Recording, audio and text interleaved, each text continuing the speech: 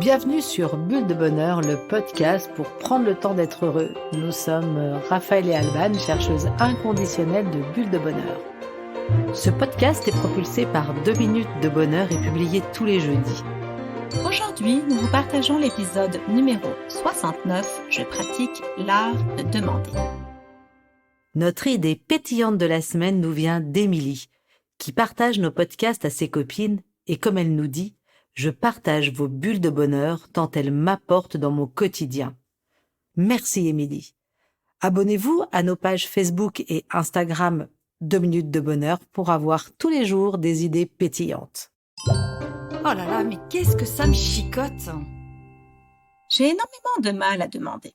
En y réfléchissant, je me suis rendu compte que j'ai plein de préjugés. Par exemple, je pensais être capable de faire seule mes impôts, et je me trouve nulle car j'étais obligée de me faire aider. J'ai peur également de ce que les gens vont penser de moi si je demande des explications alors que tout le monde semble avoir compris. Certaines fois, je trouve que les choses semblent évidentes et qu'on n'a pas besoin de demander, comme par exemple, mon conjoint devrait savoir que j'ai besoin de souffler entre le boulot et la routine familiale du soir et il ne me propose rien, ou alors je ne demande pas d'aide à mes enfants pour vider la machine ou faire le ménage, parce que je n'ai pas envie de gérer un refus, ni de passer 3 heures à les convaincre de venir m'aider. Et en plus, il m'arrive d'être maladroite dans mes demandes, au risque de ne pas toujours me faire comprendre correctement. Et là, ça me chicote. Comment on fait pour demander sans être gêné? Existe-t-il des outils pour nous aider à faire des demandes claires?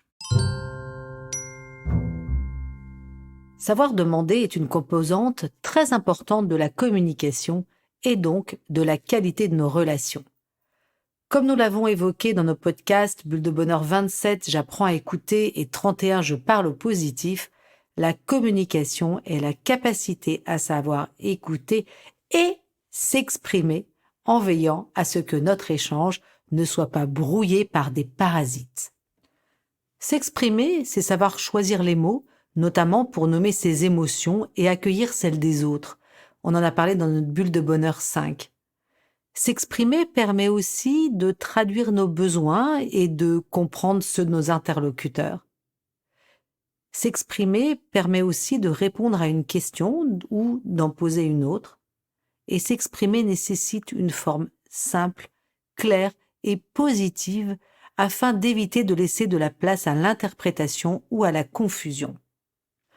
Or, vous le savez, les mots que nous utilisons, les tournures de phrases que nous employons, ainsi que le non-verbal qui accompagne notre langage en disent souvent beaucoup plus long que nous le voudrions, sans parler de nos mots et nos gestes qui sont source d'interprétation.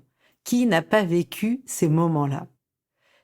Rappelons aussi cette mauvaise habitude que nous avons tous de penser que nous pouvons être devinés par notre entourage.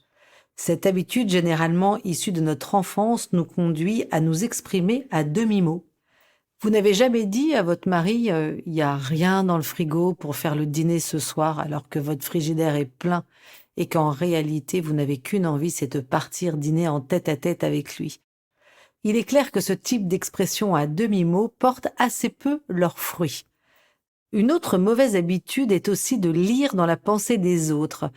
Quelqu'un qui va se ramasser « mais pourquoi est-ce que tu m'as fait ça? Pourquoi l'as-tu fait à ma place ?» Et vous, désemparé ou voire même énervé, répondre « je ne comprends pas pourquoi tu le prends mal. J'ai fait ça pour toi, tu semblais tellement débordé. » Avec ces mauvaises habitudes, nous accumulons ainsi les chances d'être mal compris et aussi de mal comprendre les autres. Et alors une demande, qu'est-ce que c'est? Une demande, c'est un moyen de communication très utile pour obtenir soit un renseignement ou une information, comme à quelle heure part le train, qu'est-ce que c'est? La demande, c'est aussi un moyen d'avoir une explication. Peux-tu m'éclairer sur ce point? Pouvez-vous me dire comment je fais pour contacter ce client? Peux-tu me montrer où je trouve ce document à télécharger? La demande, c'est aussi un moyen d'obtenir de l'aide. J'ai besoin de bras forts pour porter les courses.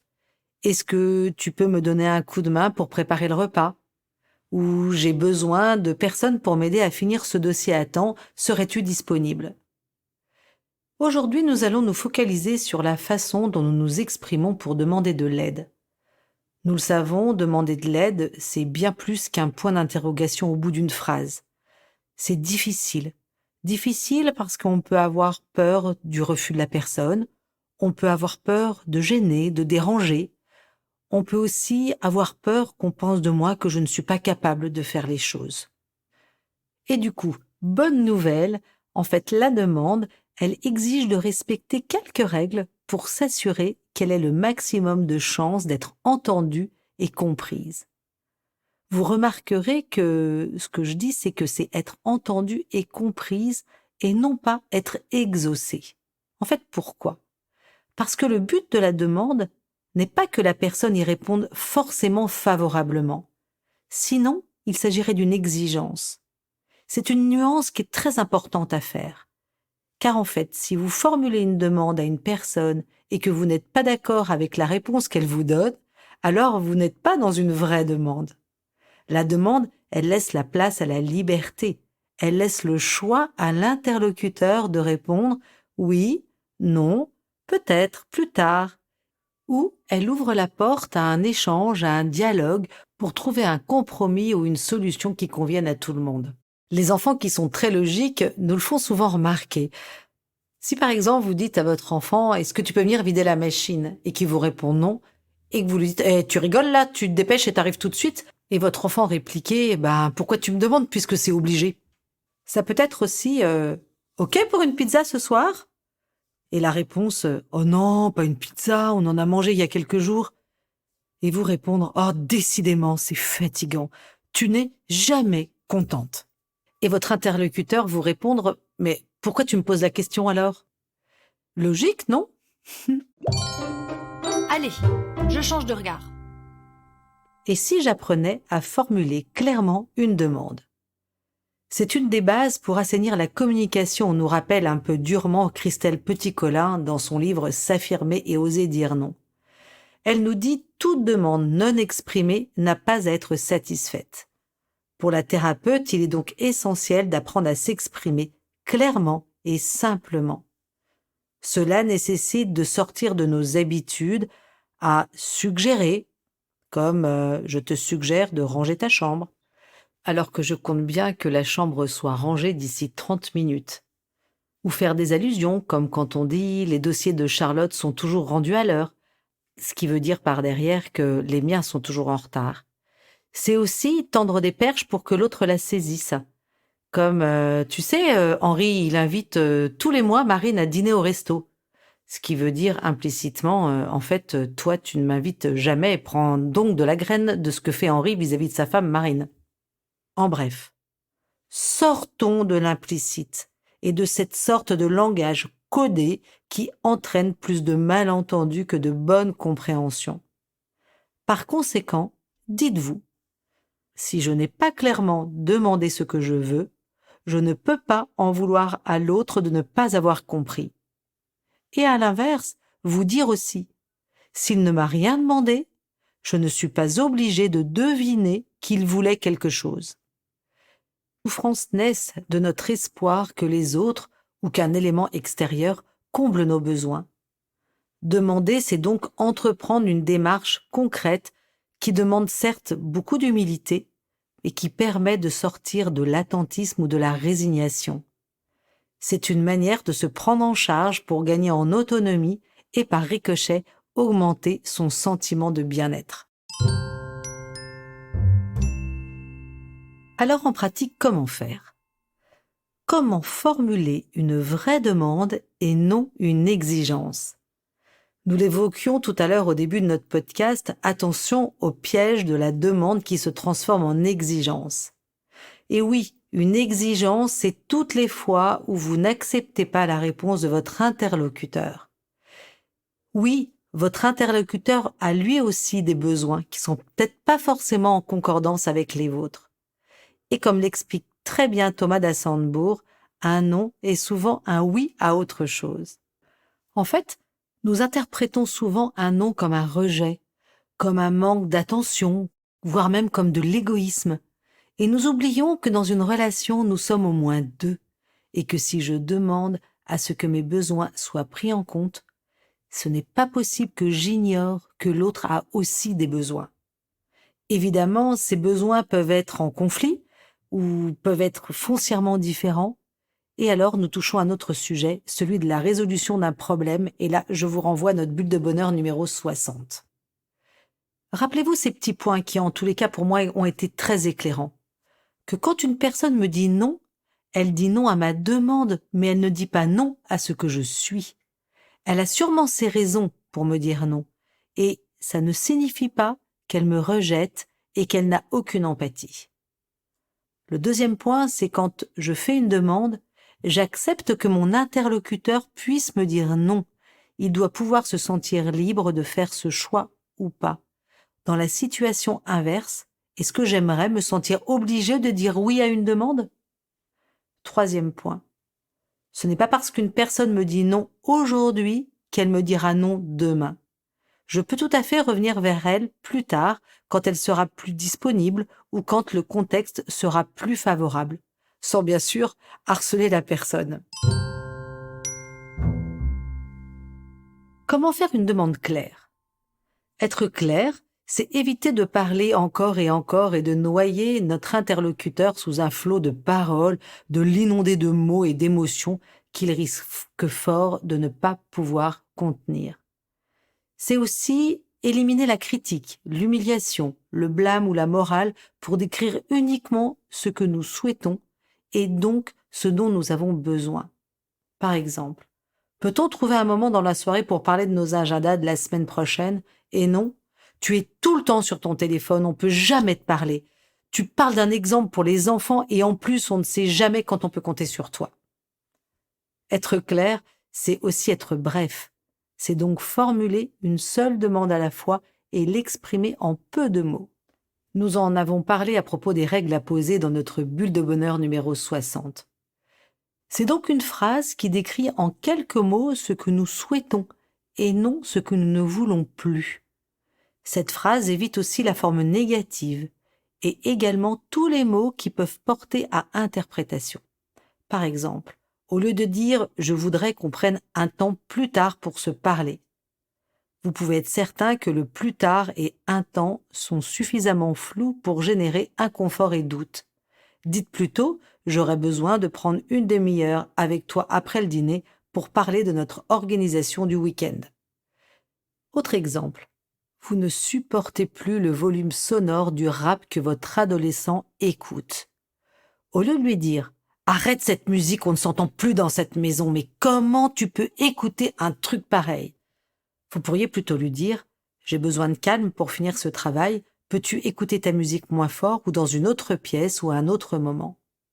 Bien sûr, ces formulations qui sont claires, qui sont positives, affirmatives, ne sont pas forcément magiques. Cependant, elles ont beaucoup plus de chances d'être acceptées que si elles sont formulées de manière négative et de manière un peu invective. En cas d'échec, à nous de faire preuve d'empathie et d'apprendre aussi à écouter l'autre dans ses besoins et surtout prendre conscience que les besoins de l'autre ne sont pas forcément les miens. Nous avons donc une responsabilité en tant qu'émetteur qui est celle de maximiser les chances que notre demande soit bien réceptionnée. En plus du fait d'être clair, ça suppose aussi de choisir le bon moment pour faire sa demande. Et le bon moment pour moi et le bon moment pour l'autre. Cette question du temps concerne le timing, mais aussi l'état émotionnel de chacun. Vous imaginez bien qu'aller faire une demande à quelqu'un qui est extrêmement énervé risque d'avoir peu de succès. Un autre point important est de capter l'attention de son interlocuteur quand on a une demande à lui faire. Avec les enfants, surtout si ceux-ci sont absorbés dans leurs activités, pensez à vous déplacer pour que vous puissiez faire une demande. Vous pouvez les regarder dans les yeux, voire même les toucher légèrement pour qu'elles comprennent que vous leur parlez. Comme « Paul, regarde-moi, c'est le moment de dîner maintenant ». Prenons l'exemple d'un couple qui se dispute à propos des vacances d'été où il y en a un qui reproche à l'autre de passer plus de temps dans sa famille que dans la sienne. Premièrement, demandez un rendez-vous. Exemple, j'aimerais te demander quelque chose, est-ce que c'est le bon moment pour toi? Deuxième point, décrire brièvement sa frustration. Comme en CNV, en communication non violente, décrire les faits, décrire ses émotions, parler en jeu, de façon succincte aussi. Par exemple, cela fait 2 étés que nous passons les vacances avec ta famille et ça me manque de ne pas voir la mienne davantage. Ça permet aussi de faire valider par son partenaire ce qu'il a entendu. Ensuite, c'est formuler des demandes en utilisant ce fameux acronyme SMART qui veut dire S comme spécifique ou simple, M comme mesurable, A comme accessible, R comme réaliste et T comme limité dans le temps. Reprenons l'exemple des vacances en famille. Si je demande « Je voudrais passer plus de temps avec ma famille », ma demande n'est ni mesurable ni temporelle. Si je demande de passer toutes les vacances avec ma famille, elle ne sera pas accessible et sans doute pas réaliste. Dire « Je souhaite qu'on participe à une réunion annuelle organisée par ma famille cette année » sera beaucoup plus adapté. Une chose extrêmement importante en cas de la demande, c'est surtout de se déculpabiliser. Car demander de l'aide est en aucun cas un signe de faiblesse ni une marque d'incompétence. Au contraire, savoir s'appuyer quand on en a besoin sur des ressources extérieures est évidemment une voie pertinente pour économiser du temps et de l'énergie. Ça permet aussi de pouvoir s'ouvrir à d'autres savoir-faire, ça permet de pouvoir s'enrichir et encore plus de pouvoir développer de belles coopérations. Et hop, je me lance. Si je résume, 1. Savoir demander, c'est agir concrètement pour se donner les moyens d'être plus satisfait et donc plus heureux. 2. Une demande laisse le choix à l'interlocuteur de dire non, sinon c'est une exigence. 3. Une demande a besoin d'être claire, concrète, réalisable et positive. À vous de jouer, chers auditeurs. 2 minutes pour vous rappeler d'être clair, concret et positif quand vous formulerez votre prochaine demande. Et pour terminer, cette semaine, nous nous sommes inspirés par un proverbe italien pour notre petite mousse qui nous dit sagement « Il vaut mieux demander que manquer ». Avec Bulle de Bonheur, prenez le temps d'être heureux. Merci pour votre écoute. Si vous avez aimé, dites-le nous avec 5 étoiles. Laissez vos commentaires et envoyez des bulles de bonheur à vos amis en partageant ce podcast. Inscrivez-vous à la newsletter en allant sur notre site jeuxdeminutes.com, GUX, 2 en chiffres, minutes avec un S, pour être notifié des prochains épisodes. Bulle de bonheur est propulsé par les jeux 2 minutes, 52 cartes pour prendre le temps d'être heureux.